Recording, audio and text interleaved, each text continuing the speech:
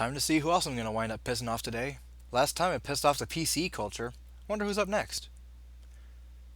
Oh boy, this ought to be exciting. No, Gilbert, stop right there. Zed, what are you doing here?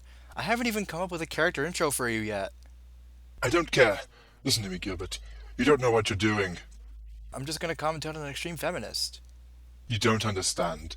If you make any sort of comment that is critical of feminism in any way, they will come after you like rabid dogs to a helpless game fox. They will hurl all kinds of insults at you that I don't even think you'll be able to handle. Oh, come on, you know it won't be the first time I've been called all sorts of harsh names. I've dealt with it before. Quite well, might I add. You didn't seem to handle it quite so well when it happened to you a year ago. Hey, look, that was personal, not online. Look, just be careful. I don't want you to be hurt. I'll be fine, Zed. Like in my last commentary, I'm going to avoid using any sort of derogatory terminology and just tell it like it is. Very well. But don't say I didn't warn you. Sheesh. Well, anyway, on with the video.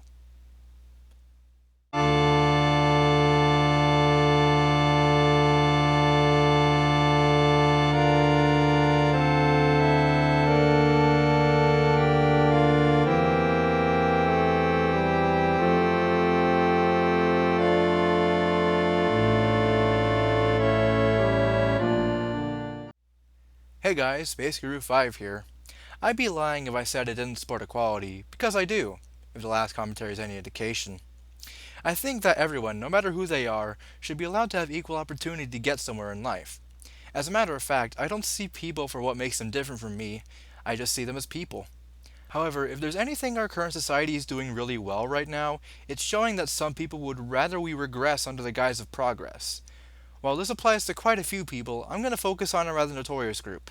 Feminists. Now, don't get me wrong, I know that plenty of feminists actually really do want equality. However, that doesn't change the fact that there are radicals who think that equality means women should be completely dominant over men, as a response to the ages of women being dominated by men. Of course, they'll tell that to you for different reasons, like biology, but come on, we all know that's what they really want. These are people who tend to call out the most minimal things for being sexist, even if they're not usually sexist at all. Though there are plenty of examples of this behavior on YouTube and elsewhere, today I'll focus on the user named Marina Shut Up. Her videos discussing feminism range from promoting things like free the nipple, which ignores the fact that breasts are technically genitalia and are thus censored just as much as penises and vaginas are, to daring to say that Hogwarts houses have genders to them. No, seriously, she really said that. So I started thinking about how there tends to be gender gaps in many subjects in colleges, and this made me wonder that if gender gaps exist in educational fields in the Muggle world, if there would be gender gaps as well in the houses at Hogwarts. Like if certain houses value certain traits that tend to be associated with different genders, would there be disproportionate rates of men and women in different houses? See? However, today I'll be looking at her video discussing a certain narrative trope that she has a problem with. Apparently, she has a problem with the classic underdog story just because it features a man who shows up a woman who is arguably talented and skilled. What will she say about this narrative trope? Well, let's tune in and start slicing away. Before I begin, I'd like to say that I don't encourage anybody to cyberbully this particular YouTube user. She's just expressing her opinions, and she can do that just as much as I can, so I kindly ask that everyone be civil in regards to what may or may not happen here. Now then, on with the commentary. I started thinking a lot about common narratives that you see repeated constantly in television and film and novels. So one narrative that really grinds my gears is the trope of a capable woman who's really qualified and an expert in her field being passed up and overlooked for an incompetent, mediocre, usually white man who's way less skilled than her, way less knowledgeable, but for some reason he's the one who takes charge and gets to save the day. And basically you can see this trope pretty much everywhere, repeated over and over and over again, in everything from Guardians of the Galaxy, to Ant-Man, to Harry Potter, to even fucking Kung Fu Panda. Ignoring the fact that you grossly and blatantly misinterpreted all these movies by applying a false generalization, let me tell you what it means to be a protagonist. The protagonist is the character around which the story unfolds. We often find protagonists engrossing when they're given qualities that everyday people can identify with. They become engrossing because events in the story can show us what we can become under certain circumstances, whether it be good or bad or somewhere in between. The purpose of having characters who already seem to know everything, only to be upstaged by someone deemed inferior, is to show that even the most knowledgeable people can still have much to learn. We don't do this to be incendiary, we do this because we can learn a lot from fiction. Like, he's literally this bumbling, incompetent loser panda who just shows up one day and he gets to be the chosen one and to save the day over Tigress, who has been training for this her whole life. And by all intents and purposes, she should be the one saving the day. But he gets the opportunity to do this simply by showing up and wanting to do it. No, no, no, and even more no. In the movie, Master Shifu holds a tournament for the Furious Five to determine who the Dragon Warrior is because he too thought the Dragon Warrior would be someone skilled and capable of fulfilling such a role. However, when Grandmaster Oogway wound up choosing Po instead, everyone was baffled, even Po himself. However, throughout the course of the film, he is trained by Shifu and the Furious Five in order to fulfill his potential, and that's how he, with help from the Furious Five, is able to save the day. So it's not so much a matter of circumstance as much as it is not judging a book by its cover. Way to misconstrue something to suit your own misguided ideas. A+. Another aspect of this trope is when the more qualified female character questions the male protagonist's authority. She's usually portrayed as being narcissistic or uptight or bitchy or some other negative character trait. The reason why this portrayal exists is because it shows that people can be cruel to those they deem inferior. This makes them more believable as characters because it shows that they have imperfections that make them more like real characters.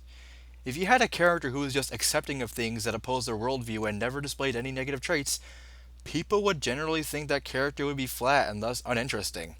You act as though the only thing we do in this society is downplay women and boost men. Sorry to say, but the way things are right now, men are now at a historical disadvantage of opportunity when compared to women. But that's a story for another day. And the way they get around the less competent, capable dude being the person who saves the day or gets the job or the incredible opportunity is that he usually has some magical, intangible quality that makes him destined or fit to be the one who leads and takes charge. So it's either his destiny, or he's the chosen one, or it's in his blood, or he has some weird magical connection with the dude who killed his parents and gave him a weird scar on his forehead. Sometimes it's all of these things. So maybe the last one, that's pretty specific. You think that's bad? How about Sailor Moon? Serena, the protagonist, just happens to be a reincarnation of the Sailor Scouts by some magical coincidence, and thus she becomes one of the heroes who saves the day. And yet she started out as a total airhead who still had a good personality. Of course, as the series progressed, she got smarter and she accepted her responsibility more and more, thanks to the plot devices that I mentioned before. But the point is that this same trope has occurred with the female gender and can just as easily be misconstrued like the way you're misconstruing the trope you're mentioning here. How you fail to realize this is something I'll never know. God, I can't believe you actually got me to defend Sailor Moon. Christ. I think that's really frustrating about this trope is that it's not just something that happens in fictional narratives, but it's something you see reflected in real everyday life. Equally qualified or more qualified women are passed up for equally qualified or less qualified dudes simply because they're assumed to be more competent. And there have even been studies done where there are two identical applications, only difference is the gender of the name, and the one with the man's name gets more callbacks than the one with the woman's name simply because he's judged to be more competent and valuable and worthwhile. Which is why we have terms like mansplain to reflect that train of thought. Employers only have a limited amount of positions to fill in, so they choose their employees based on performance more than anything else. Although things like prior work experience and formal education make those things more likely, especially for specialized high-paying positions, the only thing that really matters is how well a person can perform in and adapt to their environment. It happens in the military, public schools, government facilities, construction sites, transportation workers, and many other parts of our infrastructure. People are generally hired based on how well they perform instead of who they are as people. At least, in theory, this is what happens. Affirmative action is clearly doing away with that. Sorry to burst your bubble. Not really. I think what's dangerous about this trope in media is that it's so common that it's basically rendered invisible and we don't even notice it when it happens. I want to bring Star Wars into this just because I want to. In the new Star Wars film in which the Force is awakened, People were literally complaining about the female protagonist Rey being able to use the Force and wield a lightsaber too quickly and becoming skilled at it in a way that was unbelievable, even though that is literally the Star Wars franchise, and many other male characters have done that, and it's never questioned. But when it's a woman, it's unbelievable, because how could she naturally be good at things? Isn't that what the movie Mulan did to show that female characters can be skilled at things too? Not to mention, the only people who really complained about Rey's role were just people who cared way too much about the franchise and only saw it in nostalgic tunnel vision. These are people who were in the minority that took the film way too seriously, though here you're treating them like they're the majority. You've just made it seem like everyone reacted this way, when really it was just only a vocal minority speaking out about it. Making flagrant hyperboles by inflating minute details to make it seem like you have a point doesn't make your point any stronger.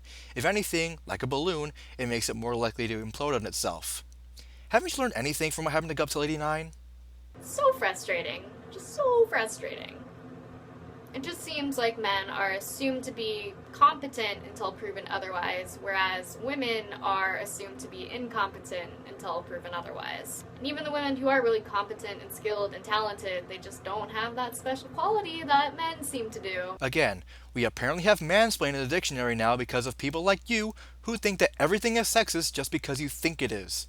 Also, let me tell you how frustrating it is to be confronted with the stereotype that men are violent and dangerous, and women are so meek and kind and gentle and unassuming. Because of this stereotype, we have the double standard in which women feel like they can beat the crap out of men all they want, but if a man does the same, he'll be faced with near excoriation. Let's also not forget the time when a man reported having a female stalker to the police, only to have the police not take his report seriously until it was almost too late. How do you explain something completely biased like that? Don't pretend men aren't faced with double standards either.